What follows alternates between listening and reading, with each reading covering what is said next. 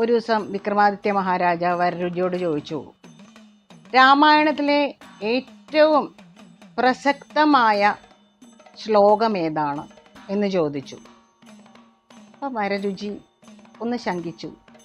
ആലോചിച്ച് നോക്കിയപ്പോൾ എല്ലാ വാക്യങ്ങളും പ്രസക്തമാണ് എന്നാണ് അദ്ദേഹത്തിന് തോന്നിയത്. അതുകൊണ്ട് തന്നെ ഒരു ഉത്തരം പറയാൻ അദ്ദേഹത്തിന് സാധിച്ചില്ല. വിക്രമാദിത്യന് അതത്ര രുചിച്ചില്ല. അപ്പം അദ്ദേഹം പറഞ്ഞു, ഒരു കാര്യം ചെയ്യൂ, അങ്ങേക്ക് അറിയില്ലെങ്കിൽ വേറെ എവിടെയെങ്കിലും പോയി ഏതെങ്കിലും വിദ്വാൻമാരോടോ ആചാര്യന്മാരോടോ ചോദിച്ച് മനസ്സിലാക്കിയിട്ട് വന്ന് പറഞ്ഞാൽ മതി. ഞാൻ 41 ദിവസത്തെ അവധിയും തരാം.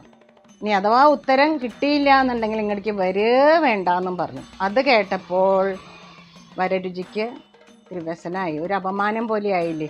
അങ്ങനെ പലരെയും കണ്ടു, വിദ്വാൻമാരെയും ആചാര്യന്മാരെയൊക്കെ കണ്ടു, പല സ്ഥലത്ത് പോയി, പല ദേശത്ത് പോയി. അങ്ങനെ 40 ദിവസമായി. 40ാമത്തെ ദിവസം സന്ധ്യയോടുകൂടി അദ്ദേഹം ഒരു വനപ്രദേശത്താണ് എത്തിച്ചേർന്നത്.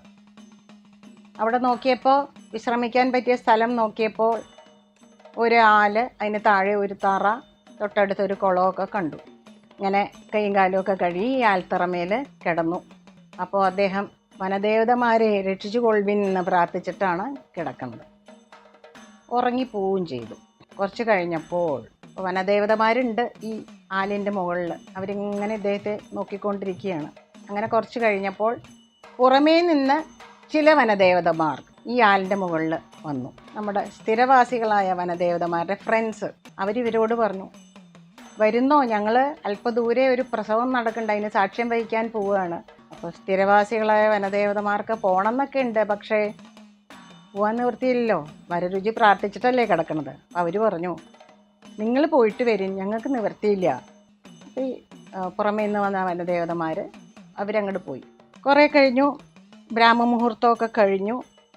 അവർ മടങ്ങി ഈ ആലിൻ കൊമ്പത്തേക്ക് തിരിച്ചു വന്നു. അപ്പോൾ സ്ഥിരവാസികളായ വനദേവതമാർ ഇവരോട് ചോദിച്ചു, എന്താ ഈ പ്രസവമൊക്കെ നടന്നോ, എന്താ കുട്ടി? അപ്പോൾ ഈ ഗസ്റ്റുകൾ പറഞ്ഞു, പ്രസവമൊക്കെ കഴിഞ്ഞു, നല്ല ഓമനത്തമുള്ളൊരു പെൺകുട്ടി, ഒരു പറയക്കുടിയിലായിരുന്നു പ്രസവം. ഒരു ഓമനത്തമുള്ളൊരു പെൺകുട്ടിയാണ്, ആ കുട്ടിയെ കണ്ടിട്ടാണ് ഞങ്ങൾ വരുന്നത് എന്ന് പറഞ്ഞു.